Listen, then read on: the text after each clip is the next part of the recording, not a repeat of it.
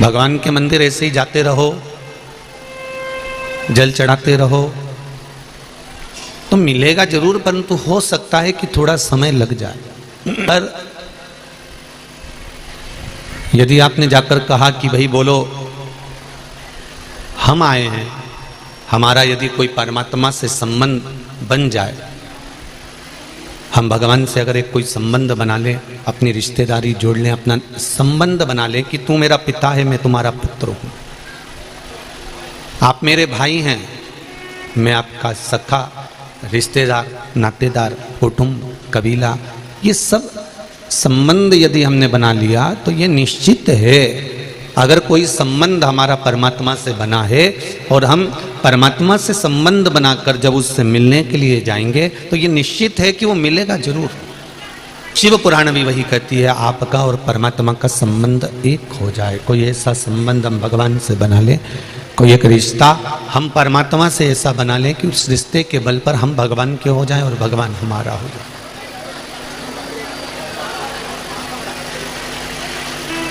कोई पिता का, कोई पुत्र का, कोई भाई का, कोई बंधु का, कोई सखा का। और जब ये संबंध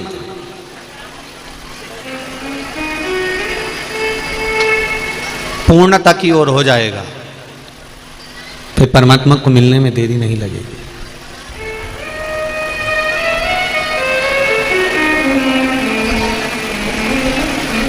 कभी किसी भगवान ने आकर आपके सामने कहा कि मुझको 2 किलो केला चढ़ाना, 2 किलो सेवफल चढ़ाना, सोने का हार चढ़ाना, चांदी का मुकुट चढ़ाना, 1 जोड़ी अच्छा कपड़ा चढ़ाना, 2 किलो मिठाई लेकर आना, वो भी अच्छे हलवाई के यहां से।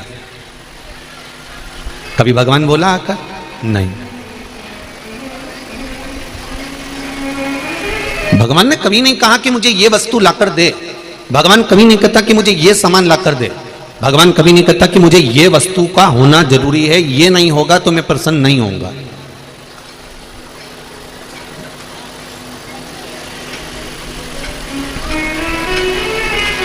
शिव महापुराण की कथा तो यहां तक कहती है, 1 लोटा जल हो चढ़ा दो, नहीं हो बेलपत्री हो तो बेलपत्री चढ़ा दो, बेलपत्री भी नहीं हो तो शंकर भगवान की उठाकर धोकर उसी को चढ़ा दो, वो भी नहीं हो तो फिर 3 बार ताली बजा दो, इतना भी नहीं हो तो मंदिर से जाते जाते मंदिर के शिखर का दर्शन कर लो, वो भी नहीं हो सकता तो कोई मंदिर से निकल कर जा रहा हो, मंदिर में दर्शन कर कर जा रहा हो, पूजन कर कर जा रहा हो, उसका दर्शन कर लो।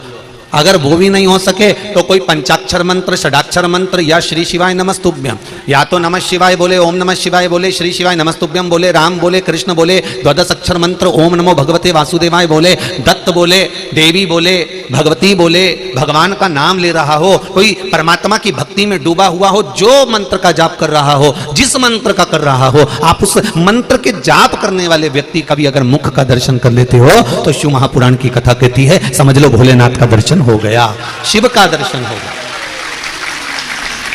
जो भगवान के भजन का स्मरण करता हो, जो भगवान का नाम जाप करता हो, भगवान का कीर्तन करता हो, भले वो राम का करे, कृष्ण का करे, शिव का करे, पंचाक्षर करे, षडाक्षर करे, 12 अक्षर करे, 2 नाम का करे, 2 अक्षर का करे, 2.5 अक्षर का करे, चाहे श्री शिवाय नमस्तुभ्यम जपे, उसकी मर्जी हो वो जो जपे। अपना प्रेशर किसी के ऊपर नहीं होना चाहिए कि तुम्हें ये जपना ही पड़ेगा, तुम्हें राम कहना ही पड़ेगा, तुम्हें कृष्ण कहना ही पड़ेगा, तुम्हें पंचाक्षर बोलना ही पड़ेगा, तुम्हें षडाक्षर बोलना ही पड़ेगा, तुम्हें श्री शिवाय नमस्तुभ्यम बोलना ही पड़ेगा, तुम्हें 2 अक्षर ओम नमो भगवते वासुदेवाय बोलना ही पड़ेगा, तुम्हें दत्त बोलना ही पड़ेगा, तुम्हें देवी का नाम लेना ही पड़ेगा। हमें किसी के ऊपर प्रेशर नहीं। इसलिए तुलसीदास जी ने अपने पद में लिखा, चौपाई में लिखा कि कलयुग केवल नाम आधारा। तुलसीदास जी ने ये नहीं लिखा कि कलयुग केवल राम आधारा, राम नहीं लिखा। तुलसीदास जी कहते तुम्हारी मर्जी पड़े वो बोलो, मैं इस चक्कर में पड़ता ही नहीं कि तुम राम बोलो, तुम तो बोलो बस, कुछ भी जपो, जपो जरूर। तुलसीदास जी ने ये चौपाई क्यों लिखी कि कलयुग केवल नाम आधारा? क्योंकि तुलसीदास जी को मालूम है मैंने मरा मरा जपा तो राम मिल गया, मैंने मरा मरा जपा तो मुझे राम मिल गया, तो तुम कुछ भी जपो, जपो तो। हम तो भ्रम में पड़े रहते हैं, हम 24 घंटे हर पल, हर घड़ी, हर क्षण प्रैक्टिकल करने में लगे रहते हैं। पहले कृष्ण जप के देखते हैं, कृष्ण से काम नहीं हुआ तो राम जप कर देख लेते हैं, राम से काम नहीं हुआ तो शिव जप लेते हैं, शिव से काम नहीं हुआ तो देवी जी को जप लेते हैं, देवी जी से काम नहीं हुआ तो दत्त को जप लेते हैं, दत्त से काम नहीं हुआ तो ये देवता जप लेंगे। हम 24 घंटे प्रैक्टिकल का जीवन जीने का प्रयास कर रहे हैं। अब पढ़े लिखे बच्चे को हीरो हीरोइन से निकाल कर शिव और पार्वती तक लेकर आना थोड़ा सा कठिन काम तो है।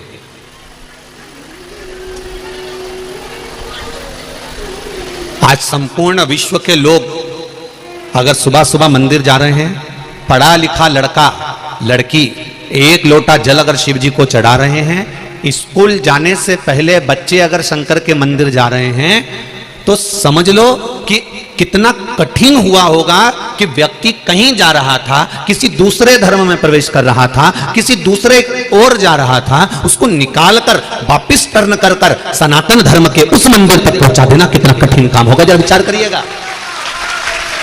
जिस समय पर सनातन धर्म को लोग तोड़ने में लगे हुए थे, जिस समय पर सनातन धर्म को लोग काटने में लगे हुए थे, प्रत्येक दूसरे धर्म का व्यक्ति केवल एक ही धर्म को काटने में लगा हुआ है और वो है सनातन धर्म।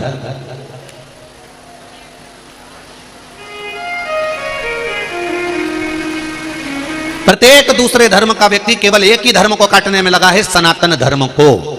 कैसे भी इस धर्म को काटना है, इन व्यक्ति को काटकर अपने धर्म में लेकर आओ। एक व्यक्ति अपने धर्म में ले जा रहा है, उधर से खींचकर उधर धर्म में लेकर जा रहा है, उधर से खींचकर उधर धर्म में लेकर जा रहा है। सनातन धर्म के व्यक्ति को बार बार काटा जा रहा है। जरा विचार करो, जो सनातन धर्म को काट रहे थे और जो लोग मुड़ चुके थे, उन मुड़े हुए व्यक्ति को वापस टर्न कर कर शंकर जी के मंदिर में एक लोटा जल चढ़वाना कितना कठिन काम होगा। जरा विचार करिएगा, एक एक सनातनी को खींचकर शिव मंदिर तक पहुंचा।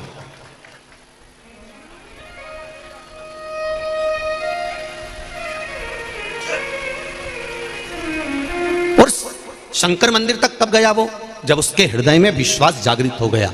उस बेटी ने कहा, मैं रोज हीरो हीरोइन का फोटो देखती हूँ, जिसका मुंह अच्छा रहता है उसका मैं एक हफ्ते तक मुंह देखकर अपने काम पर जाती हूँ, मेरे को फलता है। तो हमने कहा एक काम करोगे? उसने कहा जी गुरुजी। हमने कहा बेटा एक काम करो कि 33 कोटि देवी देवता हैं, नेट पे सर्च करना, तुम्हारा मन पड़ा करे तो फोटो को देखने की अपेक्षा हीरो हीरोइन के एक एक देवता का फोटो देखकर फिर सुबह उठना। अगर कोई फायदा हो तो ठीक है, अगर 33 कोटि देवी देवता से तेरे को कोई लाभ मिले तो तू देखते रहना, नहीं तो वापिस हीरो हीरोइन का फिर मुंडा देख लेना, उसमें क्या दिक्कत।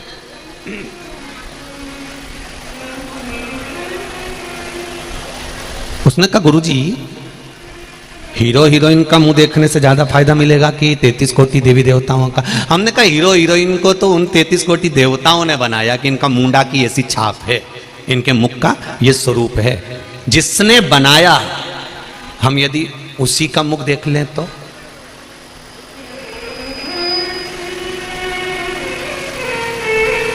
महाराज तेरी प्रतिमा इतनी सुंदर, तू तो कितना सुंदर होगा।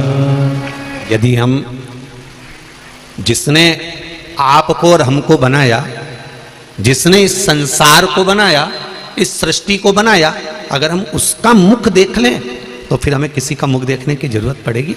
उसने कहा गुरुजी कथा कितने दिन की बची आपके यहाँ? हमने कहा 3 दिन की कथा हो रही है। धन कितना है ये मतलब नहीं है,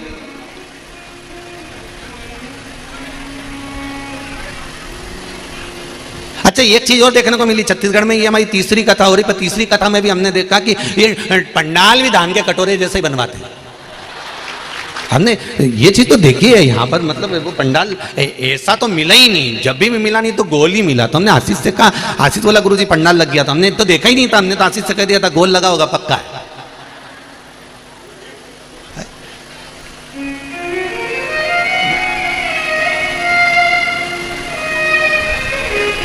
धन है नहीं है, संपदा है नहीं है, दौलत है नहीं है, उससे कोई फर्क नहीं पड़ता।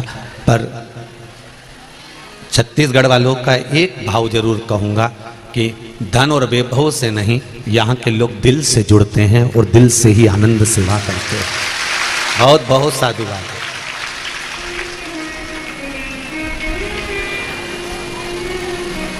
अब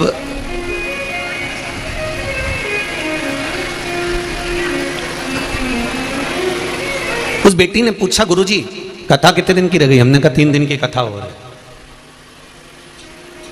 कहा गुरुदेव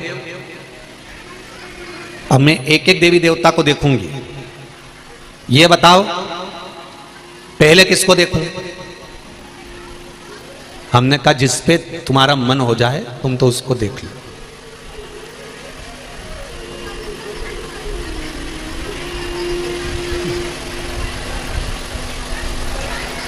आप मानोगे नहीं, 3 दिन की कथा भी पूरी नहीं हुई और वो दूसरे दिन कथा में सबसे आगे आकर बैठी हुई थी। माहेश्वरी महिला मंडल ने उस बेटी को 2 बार कहा, बेटा सेकंड वाले सोफे पर जाकर बैठ जाओ, पर नहीं बैठी।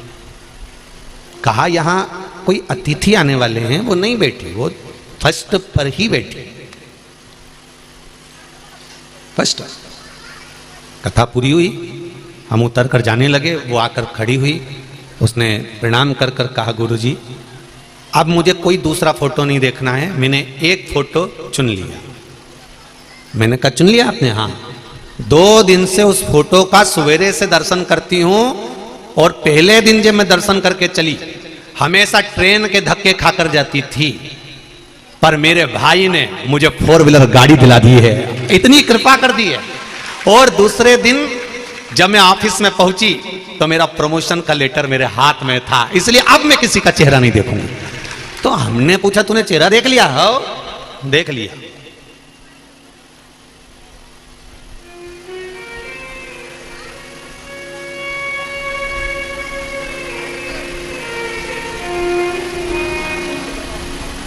हमने पूछा किसका देखा? उसने कहा गुरुजी जैसे ही फोटो निकाले मोबाइल के पूरे स्क्रीन पर ढेर सारे इतने बड़े बड़े बहुत सारे फोटो आ गए। मैंने भी सोच लिया सबको देख, मुझे तो ये लगता है कि सारे देवता एक ही हैं और उन सब ने मिलकर मेरा कल्याण कर दिया, इससे बढ़कर और क्या चाहिए? हम भटक रहे हैं, हम भ्रमित हैं, हम संसार में आके भटक रहे हैं कि हमें इस मंत्र का जाप करना चाहिए, इस मंत्र का जाप करना चाहिए, इस देवता को मानना चाहिए, उस देवता को मानना चाहिए। हमने अपने आप में मंत्र को बड़ा बना दिया, छोटा बना दिया, ये हमारी मूलता है। इतने साल हो गए शिव महापुराण की कथा को करते करते, इस व्यास पीठ से ये कभी नहीं कहा गया कि इस मंत्र को जपना और इस मंत्र को छोड़ देना, या इस मंत्र को जपना या इस मंत्र को छोड़ देना। प्रत्येक कथा में एक ही बात कहा जाती है, चाहे राम बोलो, चाहे कृष्ण बोलो, चाहे 2.5 अक्षर का बोलो, चाहे 2 अक्षर का बोलो, चाहे पंचाक्षर बोलो, चाहे षडाक्षर बोलो, चाहे द्वादश अक्षर का बोलो, चाहे श्री शिवाय नमस्तुभ्यम बोलो, चाहे दत्त बोलो, चाहे देवी बोलो, तुम्हारा मन पड़े उसको जपो, पर मंत्र जपो जरूर। इस व्यासपीठ से एक बात हम बार बार कहते हैं, मंत्र का जाप करना। मंत्र कोई छोटा नहीं होता ना बड़ा होता, कोई बड़प्पन का कि ये बड़ा हो गया ये छोटा। आप दिल से जिसको भज रहे हो वो बड़ा है।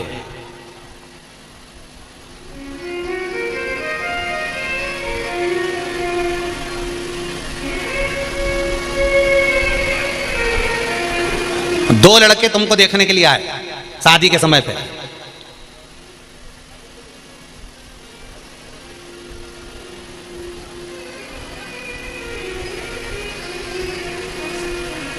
भेरूलाल और नाथूलाल, समझ लो प्रैक्टिकल। ये तो आप कथा को अपन अपने ऊपर लेकर चलते हैं।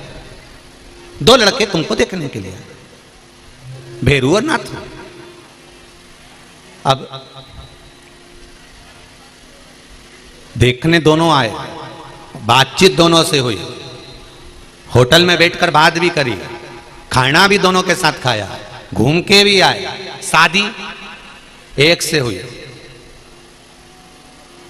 तो तुम पांव एक का पढ़ोगे कि 2 का पढ़ोगे? अरे बोलती तो जाओ, एक का ही ना। बहुत अच्छे से समझ लेना। तुम हलवा बना रही थी,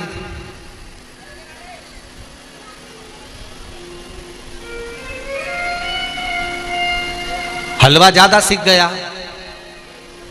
आंच ज्यादा लग गई, जल गया, तो वो हलवा नाम रहेगा कि जलवा नाम रहेगा? अरे बोलो तो। अभी तक तो वो हलवा था, हलवा, क्योंकि वो जला नहीं था, सिक रहा था, बढ़िया था, घी भी डला। अब सीखते सीखते सीखते सीखते सीखते सीखते उसमें आग लग गई, उसमें हलवा का नीचे से जलवा हो गया, मतलब पूरा जल गया।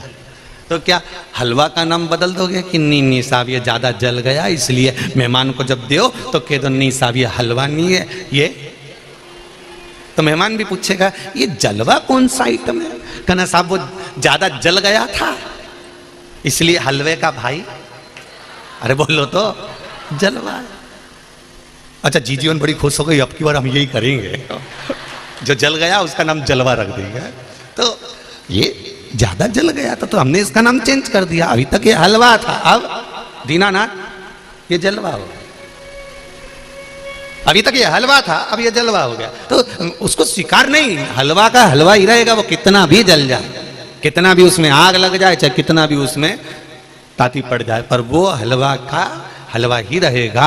उसी तरह दो आए देखने के लिए, एक से संबंध पक्का हुआ तो हम एक को ही प्रणाम करेंगे। उसी तरह हमने जैसे एक को प्रणाम करा, उसी तरह शिव महापुराण की कथा कहती है मंत्र करते रहो तो वो मंत्र तुमको भाव से पार कर देता है, पार लगा देता है। तो पार करने में भागीदारी उस मंत्र की रहे।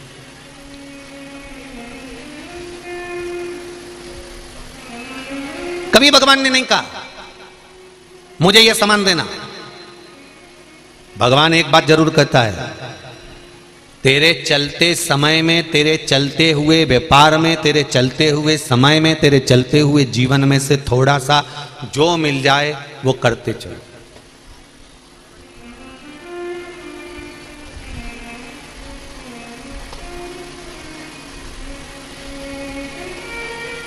द्रौपदी की साड़ी दुशासन ने पकड़ी, परिवार वाले पास में बैठे थे, कोई बचाने आया? अरे जम के तो बोलो छत्तीसगढ़ के नहीं। द्रौपदी की साड़ी दुशासन ने पकड़ी, सारे रिश्तेदार देखते रहे, कोई बचाने नहीं आया। भीम बचा सका? नहीं। साड़ी दुशासन ने पकड़ी, कोई नहीं बचा पाया। नाड़ी डॉक्टर ने पकड़ी, कोई नहीं बचा पाया। साड़ी भगवान कृष्ण ने बचाई थी, तो नाड़ी भी भगवान ही बचा सकता है, उसके सिवाय कोई।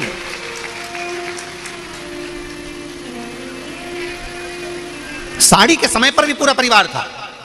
नाड़ी नब्ज श्वास छूट रही है, उस समय भी सारा परिवार रहेगा, उस समय पर भी सारा कुटुंब रहेगा, सारे रिश्तेदार रहेंगे, सारा परिवार रहेगा। साड़ी के समय पर भी भीम बैठा था। जब भीम साड़ी नहीं बचा पाया, जितने सारे पांडव बैठे हुए थे कोई साड़ी नहीं बचा पाए, रिश्तेदार साड़ी नहीं बचा पाए।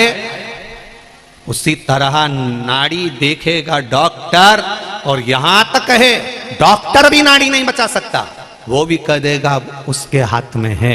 मतलब अंत बिंदु वो परमात्मा का स्वरूप यदि तुम्हारे सामने होगा।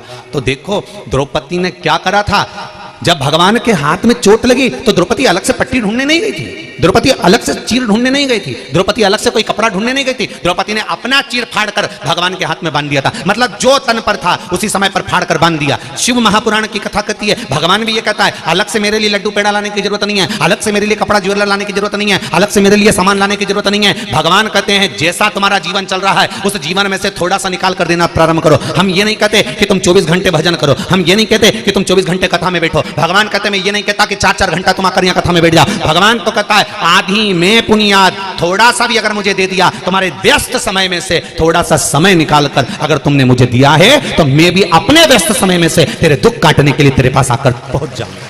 थोड़ा सा देना प्रारंभ, बहुत भगवान को नहीं चाहिए। भगवान को बहुता में नहीं चाहिए, भगवान को तो थोड़ा चाहिए, और उस थोड़े में भगवान को आनंद का अनुभव हो जाएगा। तो कि भगवान को पाने के लिए भी भगवान का ही एक आनंद लिया जाए।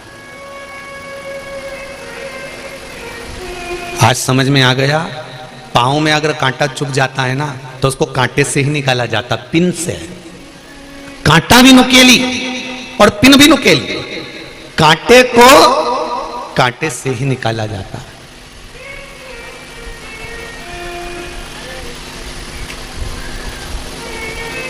भगवान को पाने के लिए केवल हृदय निर्मल मन सो मोहि पावा, मोहि छल छिद्र कपट ना भावा। भगवान को पाने के लिए आपका निर्मल मन, निर्मल स्वभाव, निर्मल बुद्धि, निर्मल चित्त, निर्मल मन चाहिए।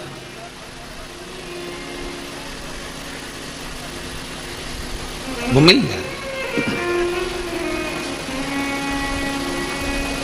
उसको पाया जा सकता है अपने चलते हुए व्यापार में से, अपने चलते हुए कर्म में से थोड़ा सा समय परमात्मा को देना प्रारंभ कर दीजिए, थोड़ा सा।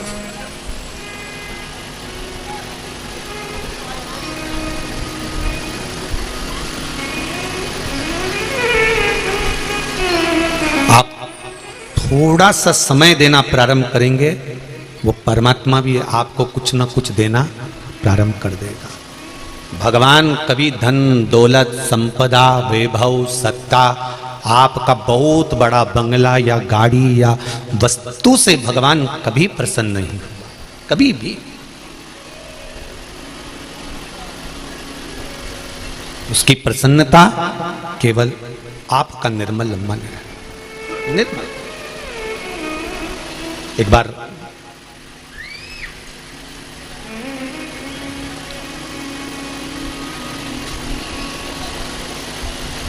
माता पार्वती जी तप मुद्रा में बैठी हुई थी।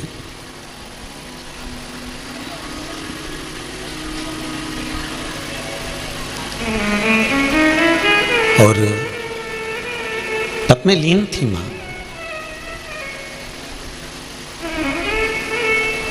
कहते हैं 41 वर्ष माता पार्वती को तप करते करते हो गए थे। विवाह के बाद पहली बार मां इतने लंबे समय के लिए तप करने बैठी थी।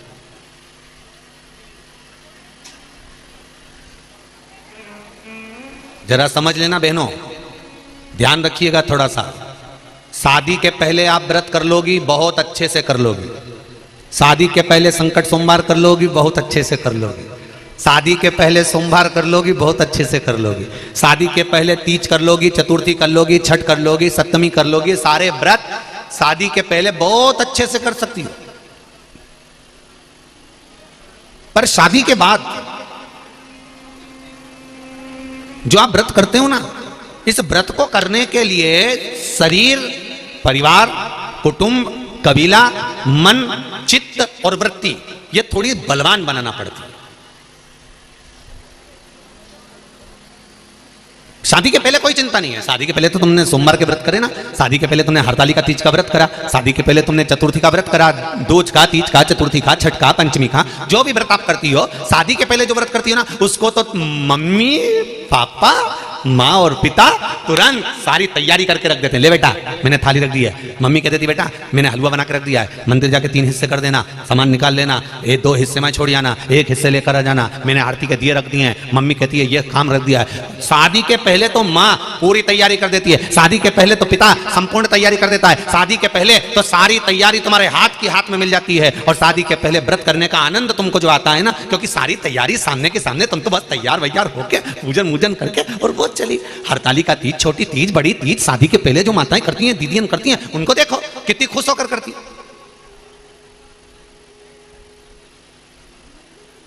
पर वही व्रत शादी के बाद जब करा जाता है, इधर से बच्चे, इधर से पति, सास ससुर, देवर जेठ, काका सास, काका ससुर, सासू, बुआ सास, सारे रिश्तेदार, कुटुंब, कबीले, सबको साधना है, भोजन भी तैयार करना है, पूजन की थाली भी लगाना है, पूजन करने भी बैठना है, बच्चों का स्कूल से आने का समय भी हो गया, भेजने का समय भी हो गया, टिफिन भी बनाना है, काम भी सारा करना है, और उस बीच में भगवान का भजन भी करना है। कितना कठिन काम है, जरा विचार करिएगा। शादी का पहले और बाद में शरीर से एक ज्योत प्रकट होने लगी, एक ज्योति प्रकट होने लगी,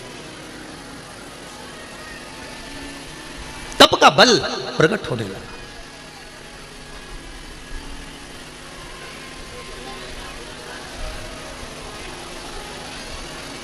एक प्रश्न आपके और हमारे मन में आता है, गुरुजी जो हम ये मंदिर में ज्योत लगाते हैं, मंदिर में ज्योति लगाते हैं, मंदिर में दिया लगाते हैं, या यज्ञ कुंड में जो अग्नि होती है, या जो ज्योत हम प्रकट करते हैं, चाहे माता रानी की करें या श्याम बाबा की करें या राम जी की करें या कृष्ण जी की करें या हम रुणिचा की करें या हम किसी भी देवी देवता की करें, ये ज्योत जो खड़ी करते हैं, ये ज्योत है कौन? ये ज्योति है कौन? इस ज्योति का प्रतिबिंब कहां से? इस ज्योति की प्रागट्यता कहां से? ये ज्योति किसकी लड़की है? ये ज्योति किसकी पुत्री है? क्यों माता रानी के अनुष्ठान में, क्यों शंकर जी की पूजन में, राम जी की पूजन में, कृष्ण की पूजन में, भगवान के 33 कोटि देवी देवताओं की पूजन में ज्योति की महत्वता क्यों होती है? दीप की महत्वता क्यों होती है? दिया क्यों लगाना चाहिए? अगर दिया नहीं लगाओगे तो अगरबत्ती लगाना पड़ेगा, अगरबत्ती नहीं लगाओगे तो यज्ञ करना पड़ेगा, यज्ञ नहीं करोगे तो धूप बत्ती लगाना पड़ेगी। पर अग्नि उस जगह पर प्रकट ज्योति का स्वरूप कहां से आया? ये ज्योति कहां से प्रकट हुई? ये ज्योति की मूलता कहां?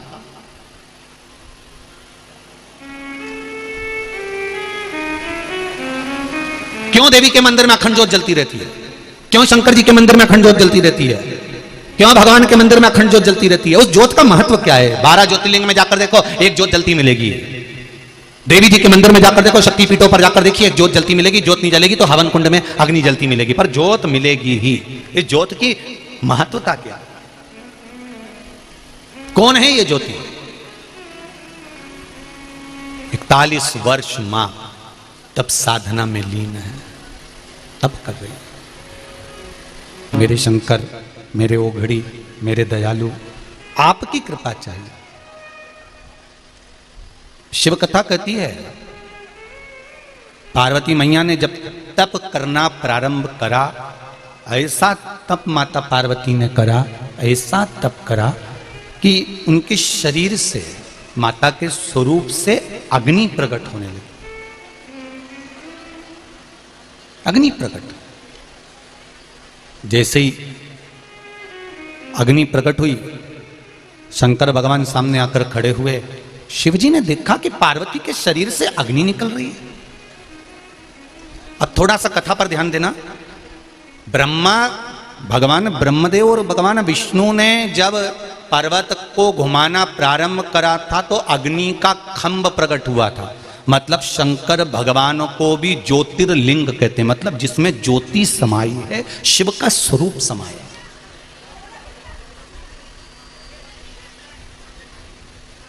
अब एक प्रसंग सामने आता है।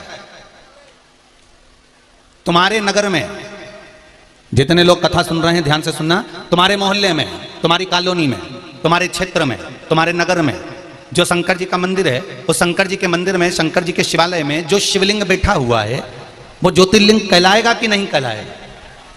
अरे जम के तो बोलो, कहलाएगा ना, क्योंकि उसमें शिव की ज्योति है।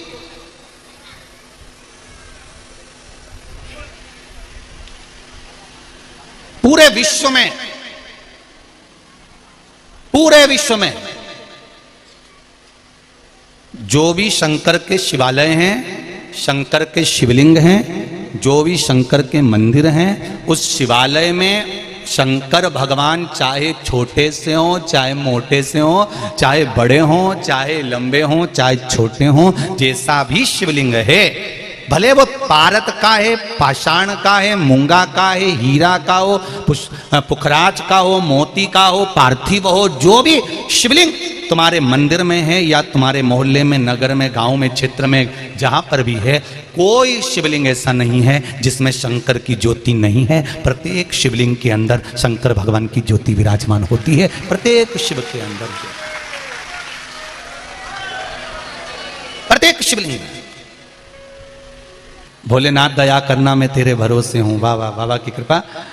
गुरुदेव, जैसा कथा में सुनते हैं वैसा हमने पाया है।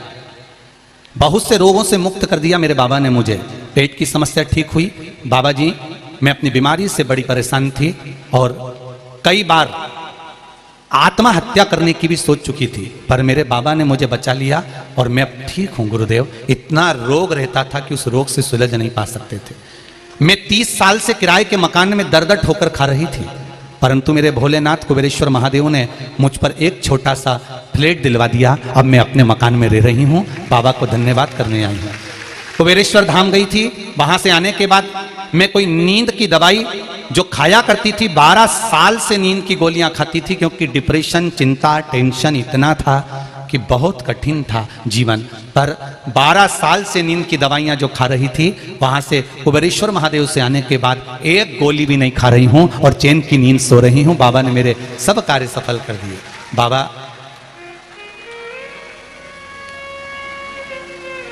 हम 1 लोटा जल बाबा के मंदिर जाकर चढ़ा रहे हैं। जब से चढ़ा रहे हैं बाबा ने हाथ पकड़ रखा है। गुरुदेव मैं प्रणाम करने आई हूं। दीदी श्री शिवाय नमस्तुभ्यम। बेटे दन करूंगा जैसा मेरी बहन ने लिखा। इतना डिप्रेशन, इतनी चिंता, इतनी परेशानी, जिंदगी का सारा दुख भगवान ने मुझको दे दिया। मरूं नहीं तो क्या, पर मरना उस समस्या का निदान नहीं है। कर्जा हो गया, हो जान दो। कोई पैसे खा गया, खा जान दो। कब्जा कर लिया, कर लेन दो। रिश्तेदारों ने जायदाद ले ली, ले लेन दो। जागीर लेगा जिस जिगर में शंकर का दम हो, वो जिगर तो नहीं लेगा, जागीर ही लेगा ना, जिगरा तो नहीं। तो फिर बलवान बनाओ अपने जीवन को, बलवान।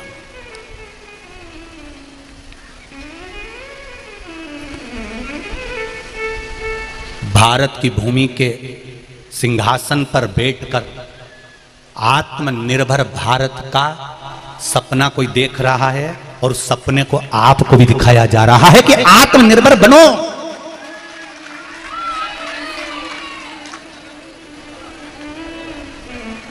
वो आत्मनिर्भरता क्या है? वो आत्मनिर्भरता का भाव क्या है? आज जरा सा कोई देश आंख दिखाता है और पेट्रोल डीजल आना बंद हो जाता है, इसलिए आत्मनिर्भर बना रहा है वो व्यक्ति बैठकर कि हमें किसी की आंख नहीं देखना पड़े, हम आंख में ही घुस जाएं। तब बनेगा आत्मनिर्भर भारत। कोई सहज है? दूसरे के बल पर नहीं जीना। एक बुजुर्ग व्यक्ति की आंख खराब हो गई, अच्छे से समझ लो जरा आत्मनिर्भर भारत। एक बूढ़े व्यक्ति की आंख खराब हो गई, घर का बुजुर्ग था। डॉक्टर साहब को बुलाया, डॉक्टर साहब मुझे दिख नहीं रहा। डॉक्टर साहब कहने लगे तुम्हारी आंखें खराब हो गई, ऑपरेशन करा लो। डॉक्टर साहब ऑपरेशन नहीं कराऊं, अभी यार पैसे की व्यवस्था करना पड़ेगी, बाद में देखा जाएगा। 6 महीने बाद फिर डॉक्टर को बुलाया, आंखों से दिखना बंद हो गया। डॉक्टर ने कहा ऑपरेशन करा लो। डॉक्टर बोला ऑपरेशन कराओ, मना कर दिया। डॉक्टर साहब ऑपरेशन नहीं कराऊं, मेरी बहुएं हैं, 4 बेटे हैं, 4, मुझे आंख से नहीं भी दिखेगा तो मेरे बहू बेटा पोता पोती संभाल लेंगे, मुझे ऑपरेशन की क्या जरूरत है। डॉक्टर ने समझाया, चले गया।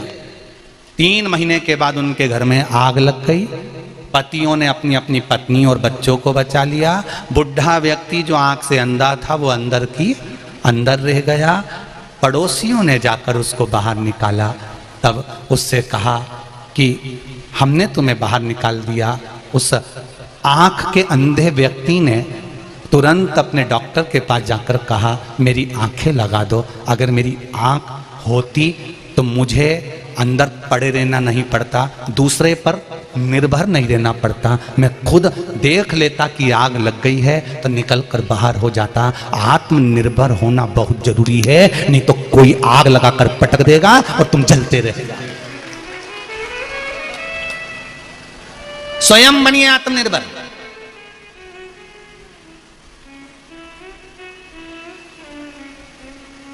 दूसरा धन खा गया, खजान दो। दूसरा पैसा खा गया, खजान दो। हम कर्जे में डूब गए। अरे डूब गए तो क्या हुआ, निकलोगे तो। कर्जे में आज डूबे हो, कल थोड़ी ना डूब पाओगे। तकलीफ आ गई, फसल नहीं हुई, व्यापार नहीं चल रहा, नौकरी नहीं हो रही, मत होने दो ना। शंकर का भजन तो करो, 1 लोटा जल चढ़ाना तो चालू करो, शंकर के मंदिर तो जाना चालू कराऊं। 15 बार इंटरव्यू दिया और 15 बार फेल हो गए। 15 बार चुनाव लड़े और 15 बार हार गए, तो भी हिम्मत नहीं आ रही। 16वीं बार फिर चुनाव लड़ने का सोच लिया तो जीत गए। तो ऐसे ऐसे पद हैं संसार में, तुम देखो तो कब तक हार भी कब तक हार देगी।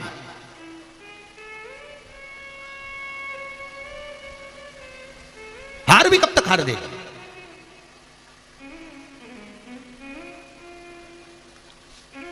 परसों भारत की बेटियों ने कमाल करा। काय का खेल था वो, शर्मा जी जो मैसेज करा उन्होंने अपने व्हाट्सएप पर, कॉमन वेल्थ का।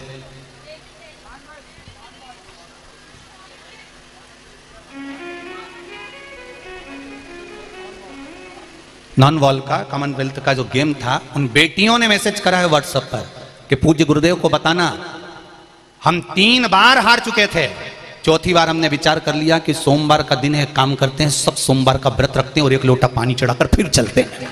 सोमवार का व्रत रखकर शंकर भगवान पर 1 लोटा पानी चढ़ाकर बेटियां चली गई और जीत कर फिर जीत अपने हाथ में लेकर आ गई। इसको कहते हैं शिव भक्ति।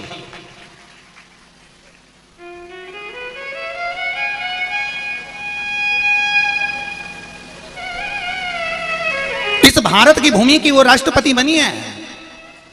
उनसे पूछा जाए, उन्होंने अपनी भाषा में ट्वीट करा है कि मुझे जो कुछ मिला है, मुझे किसने संभाला, उन्होंने ट्वीट करा है ट्विटर पर, मुझे संभाला किसी ने और मेरा साथ अगर किसी ने दिया है और मुझे अगर राष्ट्रपति के सिंहासन पर भी बिठाया है तो कोई दूसरा नहीं, मेरा देवाधिदेव महादेव ने बिठाया है। अब तो राष्ट्रपति भी अपना ट्वीट कर कर बोलते हैं कि शंकर की कृपा है। बेटियां युद्ध के मैदान में जाती हैं, कंपटीशन एग्जाम में जाती हैं तो कहती हैं सोमवार का व्रत का फल है। एक बॉडी बिल्डर भी अपने कंपटीशन एग्जाम में उतरता है तो उसकी मां लिखकर भेजती है, गुरुजी से कहना धन्यवाद, मेरा बेटा पशुपति व्रत का आनंद कर कर। ये शिव है, ये शंकर है।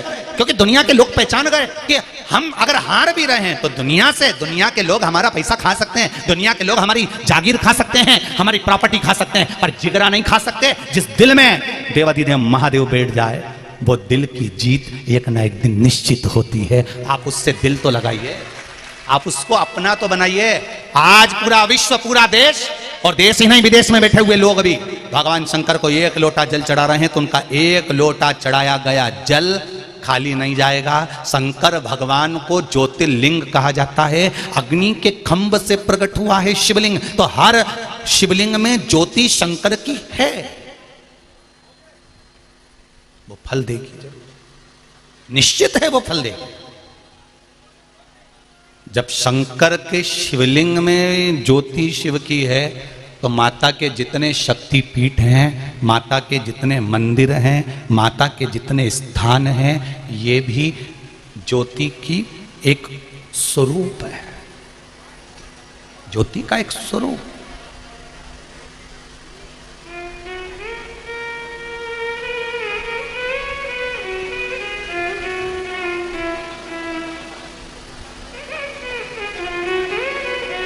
ज्योति का स्वरूप। और घबराना नहीं है, मैं फिर निवेदन करूंगा, मरने का प्लान चेंज कर दो। अगर कोई सोच के बैठा कि हमारा इतना कर्जा हो गया, हम तो इतने दुखी हो गए, हम इतने तकलीफ में आ गए, हमारा इंटरव्यू नहीं निकल रहा, हम पास नहीं हो रहा है, चिंता छोड़ो। तुम तो छाती पे हरी मूंग दलो, अपने टेंशन वेंशन नहीं करो। कई माताएं कहती हैं हमारे 12 साल हो गए शादी को, बच्चे नहीं है, 14 साल हो गए, 20 साल हो गए, लोग अब शब्द कहते हैं, काय का चिंता। शंकर पर विश्वास है, शिव पर भरोसा है, और अगर शंकर पर भरोसा है तो 1 लोटा जल चढ़ाना चालू कर दे, और उसके सामने जब बैठे, शिव के सम्मुख में जब जाए तो दिल से उसको कहो,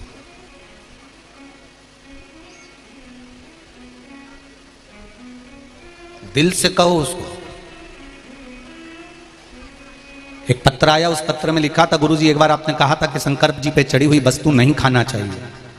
एक पत्र में गुरुजी आपने एक बार कथा में कहा था कि शिव जी पे चढ़ा हुआ सामान नहीं खाना चाहिए, वो बैरागी, त्यागी, साधु, संत, सन्यासी, तपस्वी, साधक, उपासक, उनके हिस्से का होता है। केवल नर्मदेश्वर महादेव कैसे होते हैं जिन पर चढ़ा हुआ खा सकते हो, तो हम लोग बेलपत्री खाते हैं तो वो खाएं कि नहीं खाएं। हमने अगर कहा है तो एक बात हमने आपको बार बार कही है कि शंकर जी से 1 बेलपत्र अगर खाने की ला रहे हो तो क्या बोलकर लाना कि बाबा औषधि दे दीजिए। बोला कि नहीं बोला था? अरे बोलो तो जम के, बोला था ना। हमें शिवजी से चढ़ा हुआ सामान नहीं चाहिए, हमें शंकर भगवान से औषधि लाना है।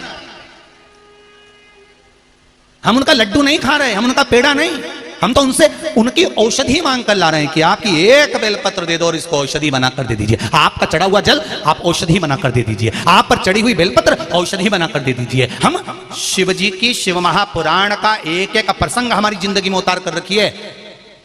कि गुरुजी ने क्या बोला और किस तरह से बोला और उसका फल क्या है और उसका स्वरूप क्या है, उसको उतारिए अपने जीवन में, आपको मिलेगा।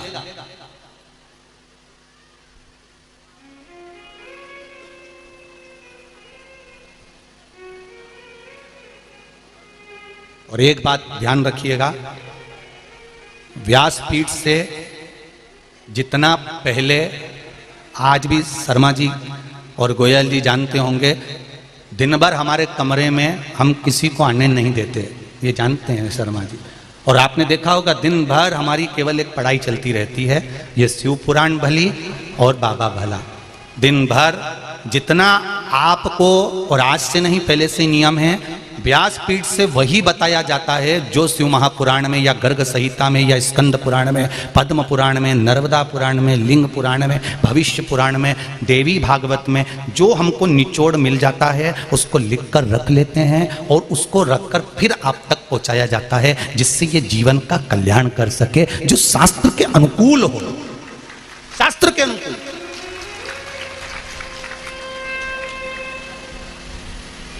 उसको वहां तक पहुंचाना। उसका फल कितना है, उसका स्वरूप कितना है, उसका आनंद कितना है। महाराज शिव महापुराण की कथा कहती है, भगवान शंकर का चरित्र कहता है, माता पार्वती जी ने जो तप साधना करी उस तप साधना से ज्योति प्रकट हो गई। जैसे ही ज्योति प्रकट हुई तो शंकर भगवान ने आकर दर्शन किया। दर्शन किया, पार्वती से पूछा, पार्वती, हे पार्वती उठो, दर्शन करो तुम मेरा। पार्वती नेत्र खोलकर भगवान का दर्शन करती है तो उन दोनों के बीच में एक ज्योति खड़ी थी, एक ज्योति का पुंज खड़ा था। शंकर भगवान ने पार्वती से कहा, पार्वती ये कौन है? पार्वती जी कहती हैं, मेरी तप साधना से, मेरे तेज से ये अग्नि का एक ज्योत उत्पन्न हुई है। शिव जी कहते हैं ये आपके और हमारे बीच में प्रकट हुई है, इसलिए ये हमारी पुत्री के रूप में मानी जाएगी। आज से ये हमारी पुत्री का भाव इसमें प्रकट रहेगा। जो ज्योति भगवान के मंदिर में लगाई जाती है, जो ज्योत भगवान के मंदिर में प्रकट करी जाती है, वो ज्योति कोई और नहीं, मेरे शंकर भगवान पार्वती, भगवान शिव और पार्वती के तेज पुंज से प्रकट हुई एक कन्या के रूप में है। कन्या का रूप ले लिया, 4 वर्ष की कन्या बनकर वो ज्योति घूमने लगी।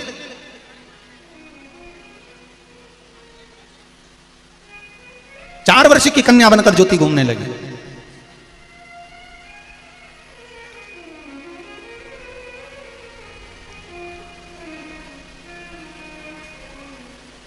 भगवान शिव ने पार्वती को आवाज लगाया, पार्वती, ए पार्वती। पार्वती जी बोली, हाँ प्रभु बोलिए। आज ज्योति नजर नहीं आ रही है, यज्ञेश्वरी नहीं दिख रही है, आज कल्याणी गई कहां? ये यज्ञेश्वरी ज्योति कल्याणी ज्योत्सना है कहां? ज्वाला है कहां? दिख नहीं रही।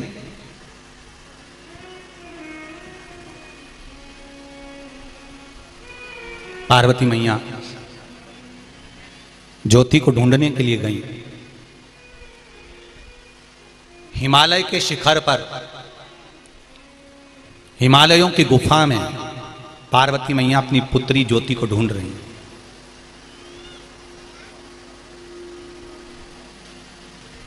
एक स्थान पर ज्योति बैठी, भगवान शिव और पार्वती का सुंदर स्वरूप धारण कर कर भगवान शंकर और पार्वती का स्मरण कर रही थी, बैठी थी और माता पिता का स्मरण कर रही थी।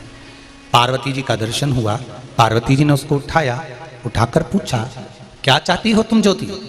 ज्योति कहती है, ज्योत्सना कहती है, यज्ञेश्वरी कहती है, मां मैं माता और पिता को छोड़कर कहीं जाना नहीं चाहती, मैं अपने माता पिता के संग में हमेशा रहना चाहती हूं, मैं अपने माता पिता को छोड़कर कहीं जाना नहीं चाहती। पार्वती जी ने वचन दे दिया, सुनो ज्योति, मैं तुम्हें वर देती हूं, मैं जहां पर विराजमान रहूंगी उस जगह पर अगर ज्योति नहीं होगी तो मैं उस पूजन को कभी स्वीकार नहीं करूंगी।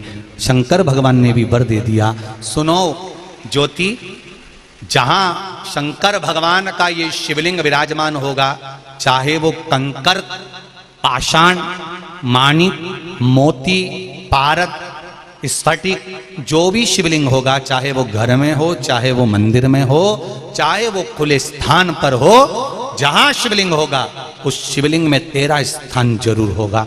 तो वो शिवलिंग को ज्योतिर्लिंग का रूप भी कहा जाता है। जहां शिव है वहां ज्योति है, जहां पार्वती है वहां ज्योति है। अब समझना अपने को ये है, कोई भी पूजन हो, कोई भी अनुष्ठान हो, कोई भी यज्ञ हो, कोई अवसर हो, कोई पूजन हो, कोई पाठ हो, कोई अनुष्ठान हो, उस अनुष्ठान में सबसे पहला काम होना चाहिए कि दीप प्रज्वलन हो। क्या होना चाहिए? दीप प्रज्वलन, दीप जलना चाहिए। इसलिए आप लोगों को कहते हैं कि ये अंग्रेजों की जो नई नई लीलाएं हैं कि केक काटो और मोमबत्ती बुझाओ और हैप्पी बर्थडे ने टू यू गाओ, ये हमारे सनातन धर्म का नहीं है। हमारा सनातन धर्म कभी नहीं कहता कि काटो और खाओ। सनातन धर्म में यह कभी नहीं हुआ कि काटो और खाओ। सनातन धर्म में तो आज भी भगवान कृष्ण का जन्मोत्सव मनाया जाता। लड्डू बंटवाना मतलब जो नुक्ती, मोतीचूर, नुक्ती अलग अलग रहती है, रवा अलग अलग रहता है, बेसन अलग अलग रहता है, उनको जोड़ दिया जाता है और जोड़कर एक करा जाता है। तो वो जन्मदिन काम का रहता है कि सबको जोड़कर एक कर दो। सनातन धर्म में ये नहीं है कि काट के अलग कर दो। यहाँ ये पुराना दूसरा धर्म है, इसमें काट कर अलग कर कर खा जाते हैं। पर सनातन धर्म कहता है समझ जाओ, सीख जाओ कि ये दुनिया के लोग हैप्पी बर्थडे टू यू में काट कर अलग कर कर खा रहे हैं। ये बता रहे हैं तुमको कि हम तुमको परिवार में से धीरे से काटेंगे, तेरा जन्मदिन रोड पे जाके मनाएंगे, तू बहुत जोरदार है, बहुत बढ़िया है, गाड़ी के बोनट पे केक रखेंगे, काटेंगे और तेरे को परिवार से अलग खींचना चालू करेंगे, मित्र बनेंगे, सखा बनेंगे और तेरे ही पैसे को बर्बाद कर कर अलग कर करके तेरा भाई बुरा, तेरी माँ बुरी, तेरे पिता बुरे, तेरे भाई बंधु सखा बुरे, उसकी दिमाग में भर भर कर, क्योंकि जैसे केक काट कर अलग करा गया, खाया गया, ऐसे ही परिवार के किसी व्यक्ति को काट कर अलग करा जाता है दोस्तों के द्वारा। धीरे धीरे धीरे दूसरे धर्म में प्रवेश करा देते हैं और फिर उसको पूरा की पूरा निकल जाते हैं, निकल जाते। ये सनातन धर्म के विरोधी हैं। सनातन धर्म कभी नहीं कहता कि तुम केक काट कर अलग करो और खा जाओ। ये दूसरे लोग लगे हुए हैं। आज छत्तीसगढ़ में सबसे ज्यादा धर्म परावर्तन का जो कार्य चल रहा है वो छत्तीसगढ़ में चल रहा है। सबसे ज्यादा धर्म परिवर्तन अगर चल रहा है तो छत्तीसगढ़ में चल रहा है। ये भी ऐसे ही करते हैं, धीरे धीरे आपको हम अच्छी नौकरी देंगे, हम अच्छी सर्विस देंगे, हम अच्छी औषधि देंगे, हमारे हॉस्पिटल आप, हमारी सर्विस में आप, हमारी नौकरी में आप, धीरे धीरे काट कर ले गए हैप्पी बर्थडे टू यू, काटा खिलाएगा और वो काट के अलग ले जाते हैं और पूरा की पूरा निकल जाते हैं। और तुम समझ नहीं पाते कि मेरे दोस्त कितने अच्छे, अलग से रात्रि को 12 बजे केक लेके आए मेरे लिए और मेरे को उठा के घर में से लेके गए, गाड़ी में बिठा के लेके गए और रोड पे जाके केक काटा। अब सोचो ये लावारिस था क्या कि इसके घर में इसके माँ बाप नहीं थे? अगर केक काटना ही था तो घर में काटते, केक काट कर उसके माँ बाप के गले में माला पहनाते, सुंदर माला उसके माँ बाप के गले में पहनाते कि कितना अच्छा दोस्त दिया है मम्मी आपने, पापा आपने, क्या दोस्त दिया है हमको, पहली माला हम आपको पहनाते हैं, केक काट कर हम आपको खिलाते हैं क्योंकि ये तुम्हारे गर्भ से पैदा हुआ है। पर दोस्त भी गजब के पैदा करे, इसको घर पे से फोन करके बुलाते हैं, चुपचाप से जाना, मम्मी चिल्लाएगी, धीरे से हम बाहर खड़े हैं, गाड़ी पे बिठाएंगे, रोड पे ले जाएंगे, रोड पे केक कटवाएंगे। ऐसा लगता है रोड पर जब केक काटते हैं तो ऐसा लगता है कि इसका कोई नहीं रहे संसार में, बेचारा लावारिस पैदा हुआ, बाप बड़ा इनका कोई नहीं है बेचारों का।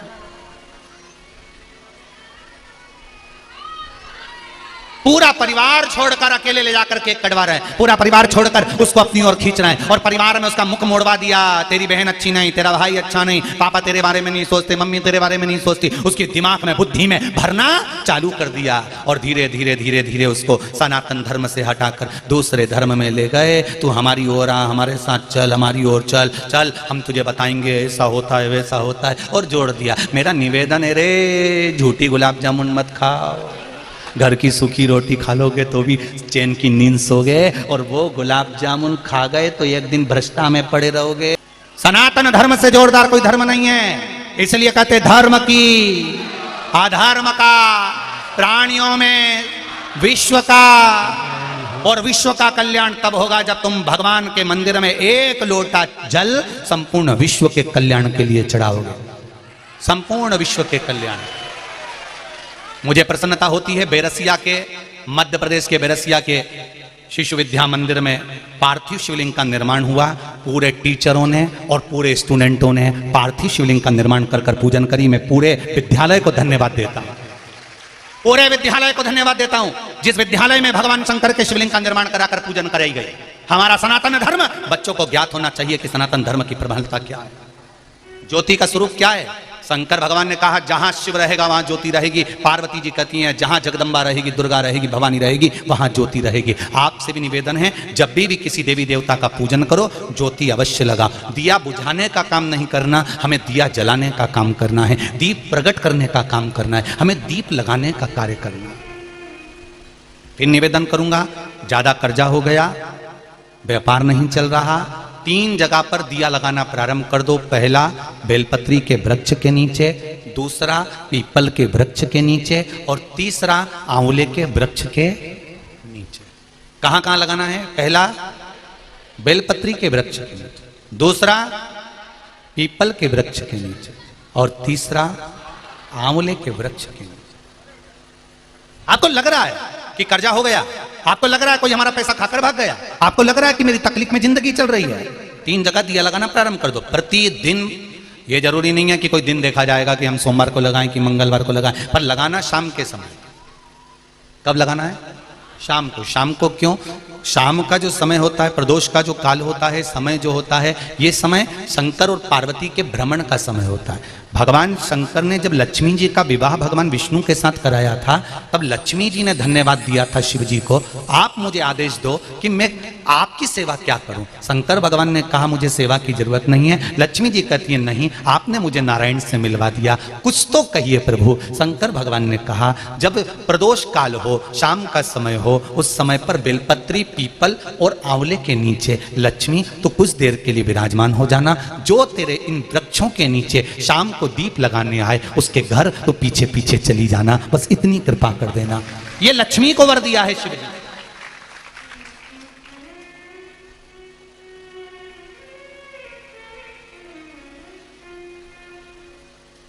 हम इन 3 वृक्ष के सामने जब दीप लगाते हैं, दीप प्रकट करते हैं, उसका प्रकाश हमारे घर में जरूर होता है,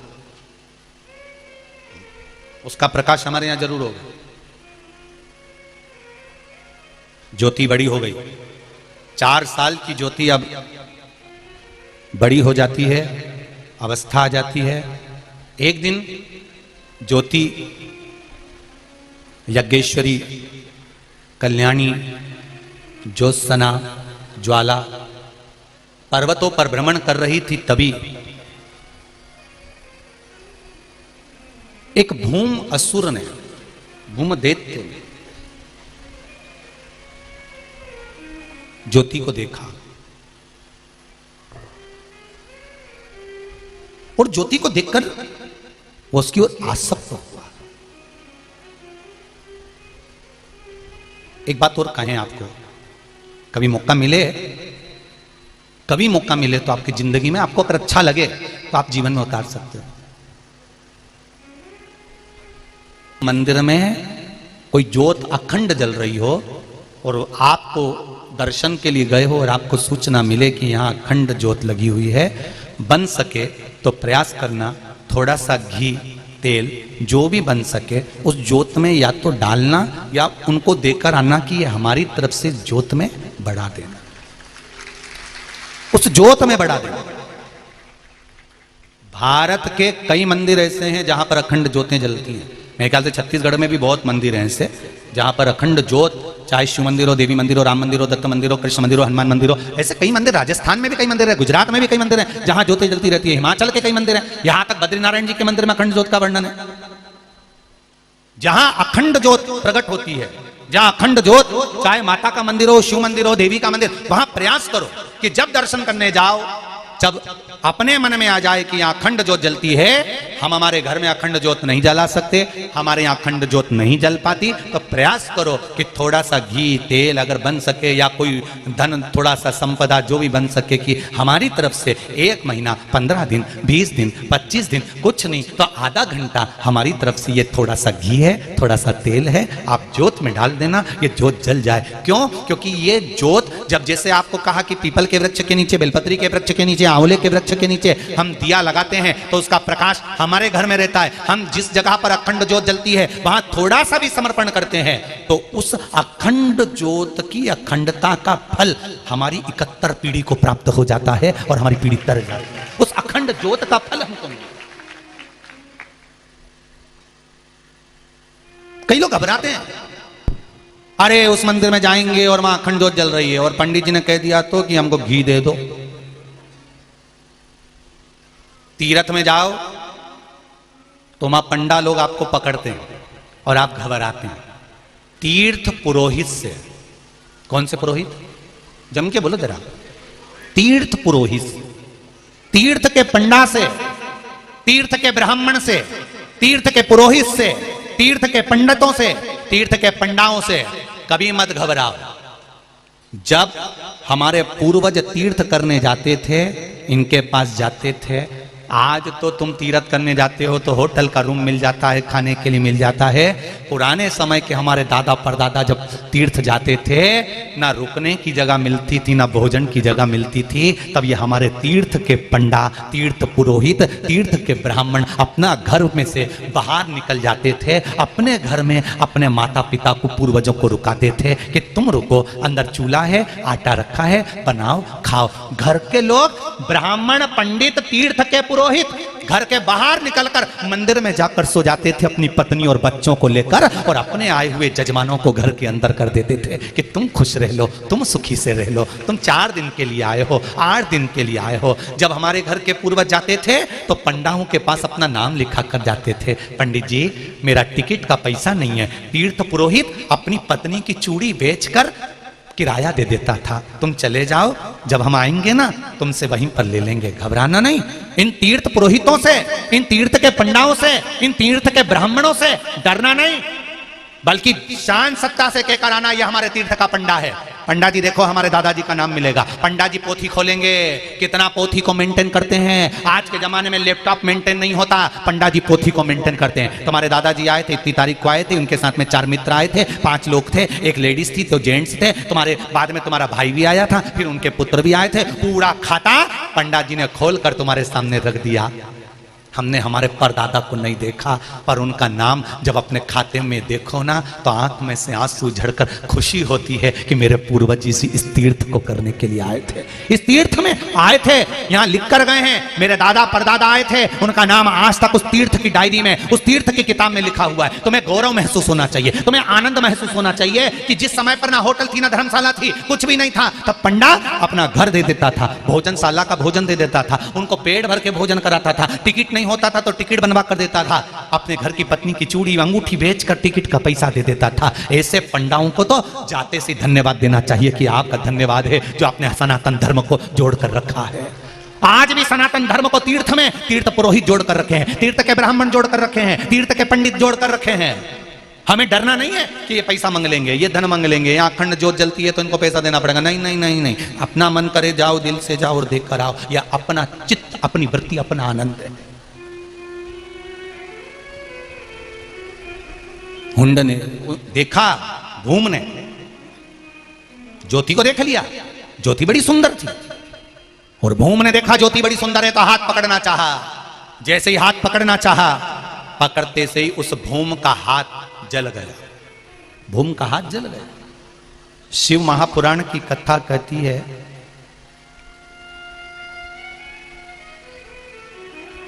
जो शिव मंदिर में दीप लगाता है, देवी मंदिर में दीप लगाता है, या माता शिव और शक्ति के नाम का दीप बेलपत्री के वृक्ष के नीचे लगाता है, उसकी जिंदगी में उसके बच्चों को कभी उदर से जुड़ा हुआ रोग नहीं हो सकता। शिव और शक्ति, शंकर और पार्वती,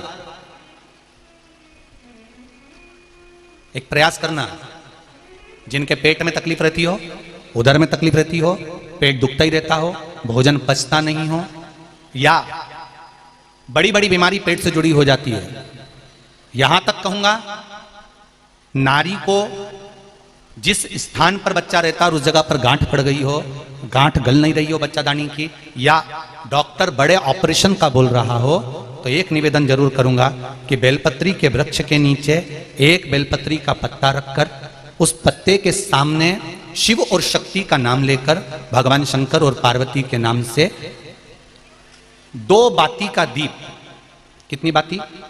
2 बाती का दीप शिवजी और माता पार्वती के नाम से लगा दें, विनती करें मां से, मां हे शिव, हमारा उदर से जुड़ा हुआ परेशानी है, भोजन पचता नहीं, बहुत एसिडिटी होती या तकलीफ होती, बाबा को विनती कर कर जब तक दीप जल रहा है उसी बीच में उस बेलपत्री को उठाकर बेलपत्री के वृक्ष के नीचे ही चबा चबा कर खा लीजिए। 4 या 5 बार कर कर देखिए, अगली बार से पेट से जुड़ी हुई प्रॉब्लम धीरे धीरे समाप्त हो जाएगी, आराम लगना प्रारंभ।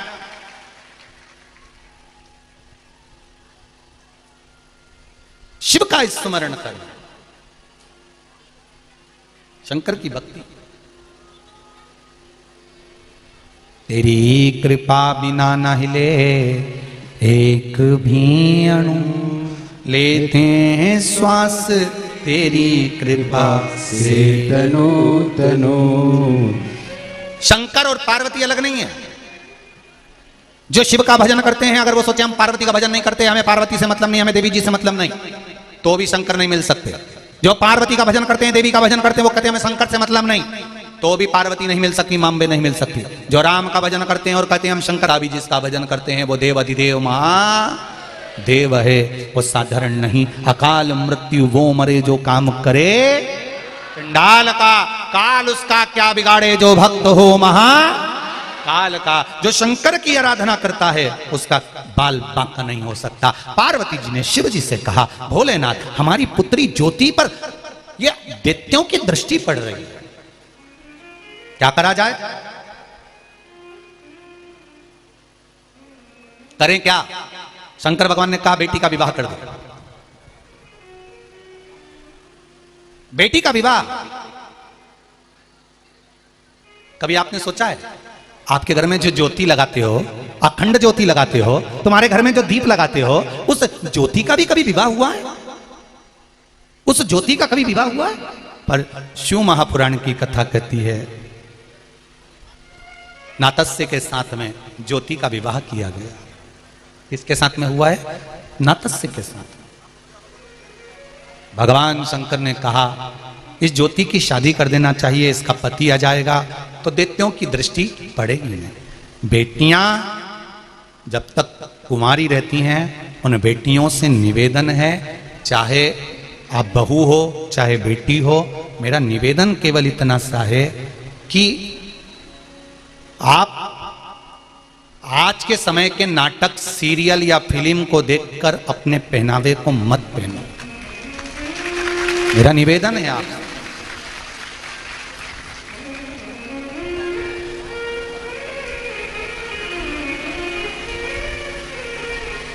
मेरा एक करबद्ध निवेदन रहा है, इन नाटकों को देखकर, सीरियल को देखकर, फिल्म को देखकर, जिन फिल्म में बेटियों को छोटे से छोटे वस्त्र पहनाए जाते हैं, मेरा निवेदन है इनके वस्त्रों को देखकर बेटियों को अपने वस्त्र छोटे नहीं करवाना। उन बेटियों को वस्त्र छोटे नहीं। थोड़ा इन कलाकारों को, इन फिल्म बनाने वालों को, थोड़ा नाटक बनाने वालों को सबक देना चालू कर दो। वैसे तो तुम सबक अच्छा दे रहे हो, नाटक देखने की जगह तुम दोपहर में 1 बजे से 4 बजे तक आस्था चैनल देखते हो, तो अच्छे अच्छे सीरियल हिले पड़े हैं। अच्छे अच्छे सीरियल, अच्छे अच्छे नाटक वाले भी, जितने जितने बड़े बड़े चैनल हैं वो भी आपस में बात कर कर बैठे हुए हैं कि 1 बजे से 4 बजे तक और 2 बजे से 5 बजे तक अगर मिश्रा जी शिव पुराण की कथा कर रहे हैं तो हमारा नाटक उस समय पर नहीं दिखाया जाए, क्योंकि लोग देखते ही नहीं है। अच्छे अच्छे नाटक और सीरियल वाले आफत मोल लेकर बैठे हैं। वैसे तो तुमने अच्छी सबक दी है जीजियों, और सबसे ज्यादा मैं धन्यवाद दूंगा मेरी बेटियों को और मेरे बेटों को, जो नव युवक बेटे बेटियां भले जीन्स और टी शर्ट पहन रहे हैं, एक से बढ़कर एक कॉलेज और स्कूल में पढ़ रहे हैं, ऐसे बेटे और बेटियों को और नव युवक मेरी बहुओं को मैं धन्यवाद दूंगा। आपने नाटक और सीरियल को कोने और किनारे कर कर अपने मोबाइल पर जो शिव पुराण देख रहे हो उसके लिए धन्यवाद देता हूं। आपको साधुवाद है, धन्यवाद है मेरे बेटे बेटियों। इनको सबक देना पड़ेगा, आपको इनको सबक दो कि बहन बेटियों को कपड़े कैसे पहनाना चाहिए, बहन बेटियों को कैसे कपड़े में दिखाना चाहिए, कैसा वस्त्र पहनाना चाहिए, किस वस्त्र में होना चाहिए।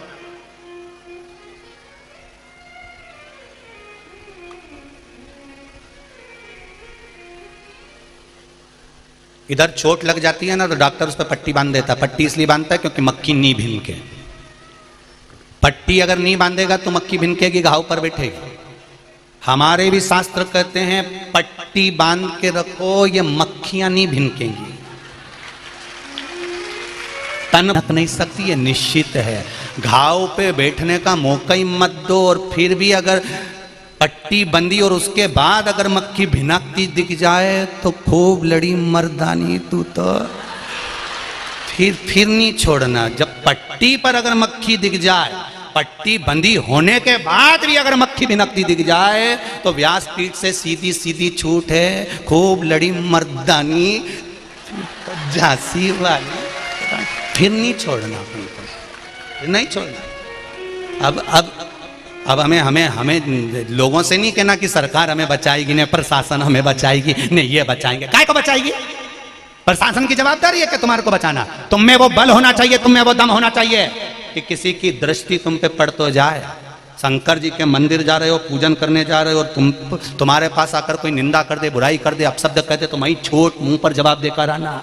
तेर से कुछ लिया, थारे काका जी का कुछ लिया, हमारा जल हमारा लोटा हम चढ़ाएं, हमारी मर्जी, तू मत टोकना। आज के बाद समझ लेना, वरना यहां के रुपट्टे को कमर पर कभी भी ला सकती हूं, बोल कर चलना। सुनना नहीं है, शिव की आराधना करना है। ज्योति भूम नाम का दैत्य सामने आ गया। पार्वती जी को लगा मेरी बेटी पर ये आक्रमण करेगा। पार्वती जी देखती रही और ज्योति का जैसे ही हाथ भूम नाम के दैत्य ने पकड़ा, पकड़ते से ही ज्योति को क्रोध आ गया।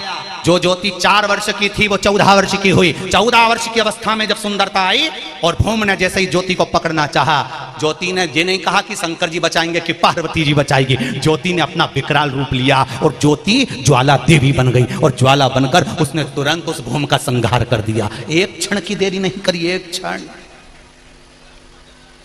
क्षण की देरी नहीं करी उस ज्योति ने, एक क्षण की।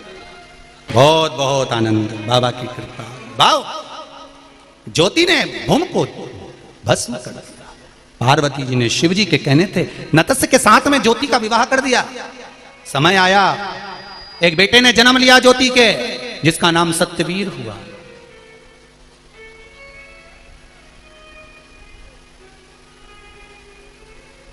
सत्यवीर ने जन्म लिया। एक दिन माता ज्योति के पास में सत्यवीर बैठे हुए थे।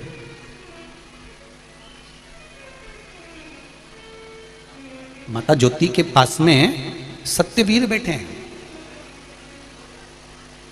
ध्यान देना है। दीपावली पर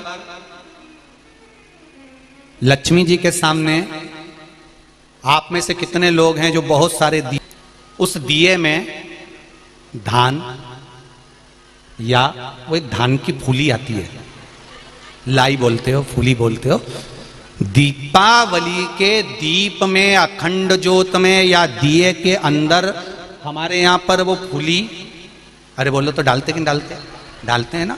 तो कभी आपने पूछा अपनी सासू जी से कि ये बाकी के समय पर हम जब जोत लगाते हैं, बाकी के समय पर हम पूजन करते हैं तो फूली नहीं डालते, बाकी के समय पर हम दिया लगाते हैं तो उस समय पर ये फूली नहीं डालते, पर लक्ष्मी जी की पूजन करते हैं दीपावली का पूजन करते हैं, दीप पूजन करते हैं, दिवाली का समय होता है तो ये फूली, ये लाई क्यों डाली जाती है? कभी आपने पूछा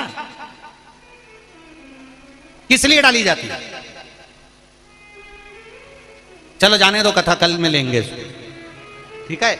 आप ढूंढ के लेकर आना कि दीपावली पर जो दिए लगाए जाते हैं उसमें लाई, धान की फूली, जौ की फूली क्यों डाली जाती है? उसका फल क्या है?